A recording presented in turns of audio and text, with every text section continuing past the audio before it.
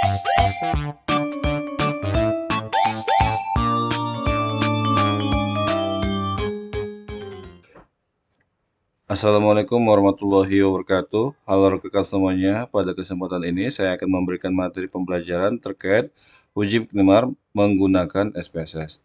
Uji minimal ini diperkenalkan oleh seorang psikolog yang berasal dari Amerika Serikat bernama Quinn McNamara pada tahun 1947. Jika rekan semua suka dengan video pembelajaran statistik ini, silakan support dengan cara klik like, share jika bermanfaat, subscribe, serta nyalakan lonceng notifikasinya agar tidak ketinggalan dengan video terbaru lainnya. Terima kasih.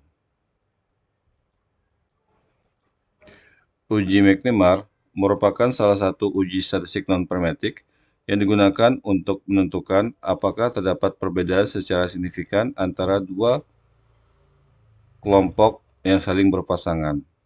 Dalam kondisi seperti ini, peneliti diminta untuk membandingkan kondisi sebelum dan setelah terjadinya suatu peristiwa atau perlakuan. Uji McNamara dalam penelitian digunakan pada rancangan penelitian pretest dan posttest, dan juga bisa digunakan untuk menguji keefektivitasan perlakuan tertentu terhadap suatu sampel. Uji McNamara menggunakan skala pengukuran nominal dan ordinal. Ini adalah tabel kontingensi, di mana pada kategori A, jumlah perubahan pernyataan negatif sebelum treatment menjadi pernyataan negatif setelah adanya treatment. Pada kategori B, jumlah perubahan pada pernyataan negatif sebelum treatment menjadi pernyataan positif setelah adanya treatment. Pada kategori C, jumlah perubahan pada pernyataan positif sebelum treatment menjadi pernyataan negatif setelah adanya treatment.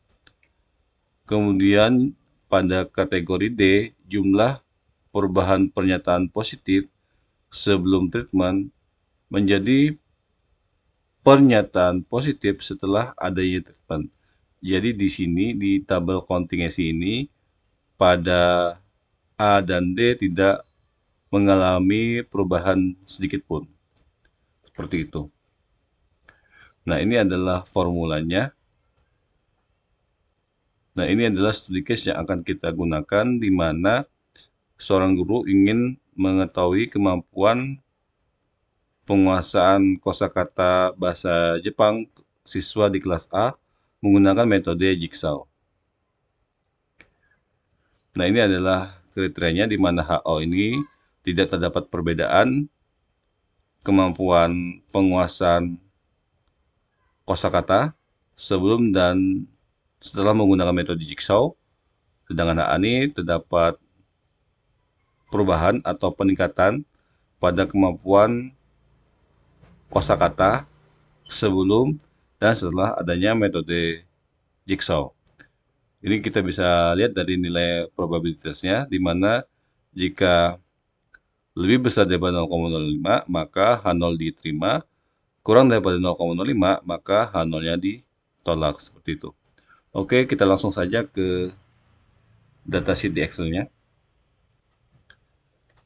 Jumlah observasinya ada 35 students. Ini pretest, ini posttest, di mana 1 itu kodenya adalah baik dan 0 ini adalah tidak baik, seperti itu. Ini kita copy seperti ini.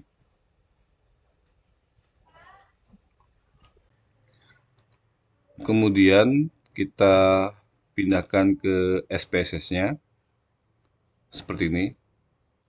Klik kanan, paste with variable name. Kita perbaiki terlebih dahulu, kita rapikan. Di variable view, tipe datanya adalah numerik ya, yang pretest dan posttestnya. Desimalnya kita zerokan aja. Measurement kita pilih yang nominal, seperti itu. Kemudian di data view akan berubah ya. 0 dan 1-nya tidak memiliki desimal. Karena kita atur di sini. Dan untuk 1 dan 0-nya kita tulis di sini ya. Saya menggunakan SPSS 29 ya. Jadi tampilannya mungkin sedikit berbeda. Value di sini kita tuliskan baik. Kemudian kita tambahkan. Di sini kita tuliskan 0. Di labelnya kita namain tidak baik. Kemudian kita klik OK. Nah, ini tinggal kita copy aja. Copy, sini kita pastekan. Kemudian di data view kita pilih analyze. Kemudian kita pilih non-parametric test, legacy dialog. Kita pilih to related samples. Di sini kita masukkan di variabel 1. Kemudian di post testnya di variabel 2. Tes tipenya kita pilih make NIMAR. Will Coxon-nya kita hapus checklistnya. Kemudian kita pilih OK. Nah, ini kita bisa lihat ya, ini adalah hasil atau output daripada uji make NIMAR, di mana jumlah observasinya itu ada 35, nilai C-square hitungnya itu sebesar 5,333. Untuk asimsiknya ini kurang daripada 0,05 ya, karena hasilnya adalah 0,021. Untuk pretest menjadi post-test tidak baik ada 2, pretest tidak baik menjadi baik untuk post-test itu ada 20, pretest baik menjadi tidak baik itu adalah 7, pretest baik menjadi post-test baik itu adalah 6. Kemudian kita akan menghitung secara manual ya, nilai daripada C-square-nya ini. Oke, kita tulis di sini. Rumus yang kita gunakan ini ya. Kita copy aja.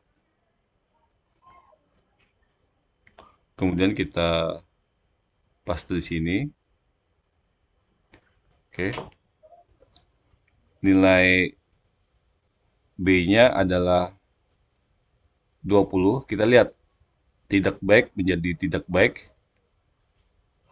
Tidak ada perubahan ya. Ini nilai A, ini nilai B, ini nilai C, dan ini nilai D. Yang kita ambil adalah nilai B dan nilai C. Seperti itu.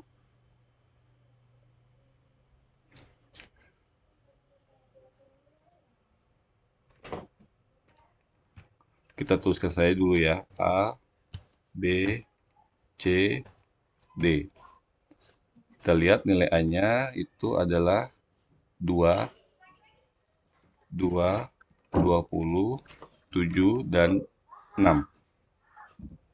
Oke. Kemudian di sini sama dengan 20 dikurang C, kemudian dikurang 1. Hasilnya adalah 12. Kemudian B ditambah C, hasilnya adalah 27.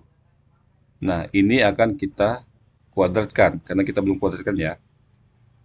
Di sini kita tulisnya hasil aja. Hasil 12, kita gunakan operator pangkat 2. Enter, hasilnya adalah 144. Di sini kita akan bagi ya. 144 dibagi 27. Hasilnya adalah ini ya. Hasilnya sama dengan 5, hasilnya sama dengan di SPSS ya.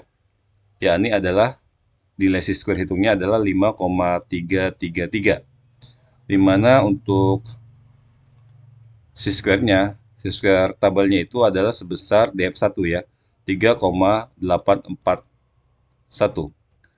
Berarti nilai C-square hitung itu lebih besar daripada nilai C-square tabel.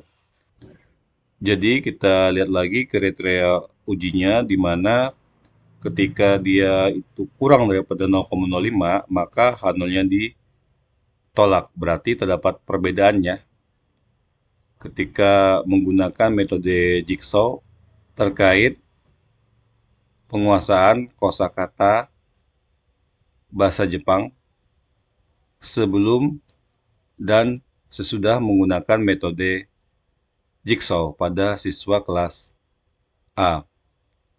Oke, cukup sekian terkait uji MIK NIMAR dengan menggunakan SPSS. Kurang lebihnya mohon maaf. Jika ada yang ingin ditanyakan, silakan tulis di kolom komentar. Wassalamualaikum warahmatullahi wabarakatuh.